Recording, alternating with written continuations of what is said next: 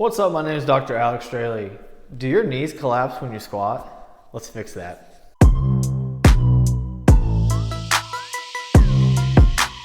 Knee valgus, or collapsing, happens when the leg goes into adduction and internal rotation, puts a lot of stress on the medial, the inside of the knee, and can really set up injury in that knee.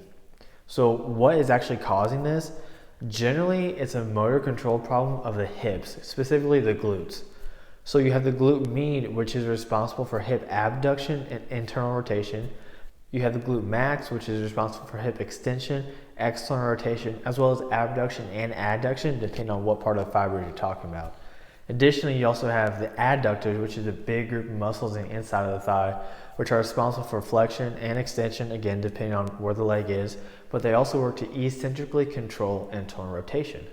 So now that we got all the anatomy out of the way, what the heck does that actually mean? It means that these muscles are not firing at the right time to prevent your knee from coming in. Makes a little more sense now, doesn't it? We need to find exercises that not only challenge the glutes in terms of strength, but more so challenge the glutes so they can turn on at the right time. The most basic exercise we're going to do is called a bridge. Now you're just going to get on your back and lift your hips up. It's easy as that. You want to make sure to keep your core tight, and when you're lowering down, have your back touch before your butt does. That ensures that your spine stays in a safe position. Now, for most people, that's not going to be enough to fix the problem. So we can take it a step up and add a band around the knees. Same deal, just lifting the butt up and back down. Next step above that is let's add some upper body movement into it. So I have another band here.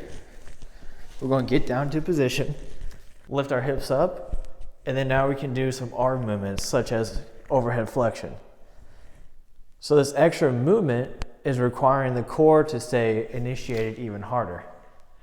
Another way to make this harder is to add marches to it. So you're going to lift your butt up, and then you're going to lift up your foot just a couple inches off the ground. What we want to see is the pelvis staying stable. We don't want to see it dipping down as we lift the leg up. So really initiate your core, squeeze, lift the leg up, back down. You don't have to lift the leg very high, just enough to get the weight bearing onto the other side. Just a couple inches is all you really need. So the next exercise we're going to do, we're going to get up now and do a lateral step down. So you can do this on the stairs, you can do it off a small box, or you can do it off your rack. Now you don't really want to do anything more than a step, which is usually 6 to 8 inches. So start small, even 2 to 4 inches is totally fine. Put a couple bumper plates on one another and you'll be good to go. So for this, one leg is going to be up on the rack or step or whatever it is, and you're going to lower yourself down and touch the other foot.